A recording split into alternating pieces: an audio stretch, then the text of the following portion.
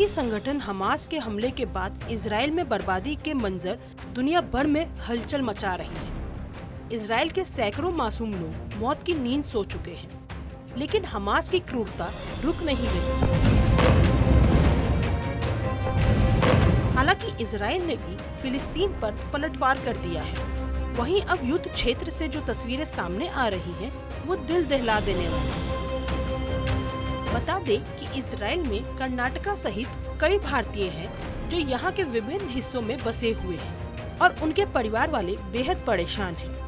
किसी महिला का पति वहाँ चला गया है, तो किसी की बड़ी बहन वहाँ है, तो किसी का बेटा इजराइल में है। लेकिन राहत की बात ये है कि वे सभी सुरक्षित हैं। वहीं इन लोगों से हमास के इजराइल पर हमले के बाद ऐसी कहानियां सामने आ रही हैं जो दिल दहला देने वाली हैं।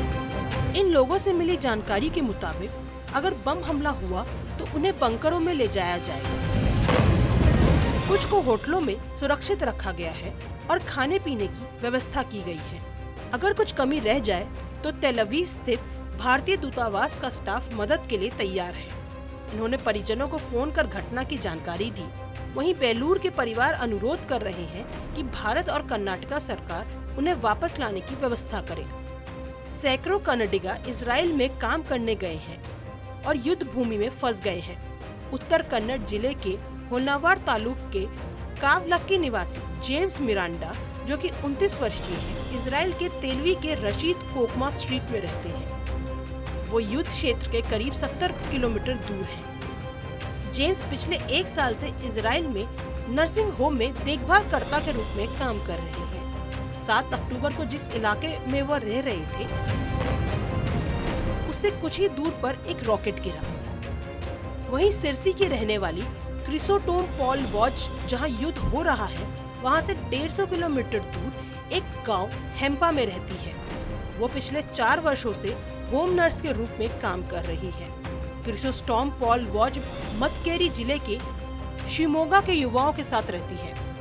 भटकला के 12, मुर्देश्वर के 29 और सिरसी के 2 और होन्ना के 1 समेत कुल 40 युवा इजराइल में हैं। वहीं कारवार के बैतकोला निवासी ऑटो ड्राइवर रोजर लोपेज की पत्नी क्रिसमस पिछले 7 साल से इजराइल के तेलावी में होम नर्सिंग वर्कर के रूप में काम कर रही है। उन्होंने बताया, हम सुरक्षित हैं और सायरन की आवाज पर बंकर में चले जाते हैं। खाना और सुरक्षा को लेकर कोई समस्या नहीं है। पति रोजर लोपेज ने कहा कि वो भारतीय दूतावास से संपर्क कर रहे हैं। उडुपी जिले के बिंदूर के 20 से ज्यादा लोग इजराइल में फंसे हुए हैं। वहीं उडुपी की एक नर्स ने साझा किया युद्ध का अपना खौफनाक मंजर। नर्स प्रमिला प्रभु ने बताया कि 7 अक्टूबर को रात लगभग 8:30 बजे जब उन्होंने अपना रात का खाना खत्म किया तो एक आपातकालीन सायरन बज उठा। उन्होंने बताया, वो तुरंत अपार्टमेंट के ग्राउंड फ्लोर पर बने बंकर में चली गई। उन्होंने कहा, शनिवार को हमास और इजराइल के बीच हिंसक संघर्ष शुरू होने के बाद उन्होंने 3 बार ऐसा ही किया। उडुपी जिले की प्रमिला प्रभु तेल अवीव याफो में रहती है और उन्होंने वहां के भयानक युद्ध हालात का विस्तार से खुलासा किया है।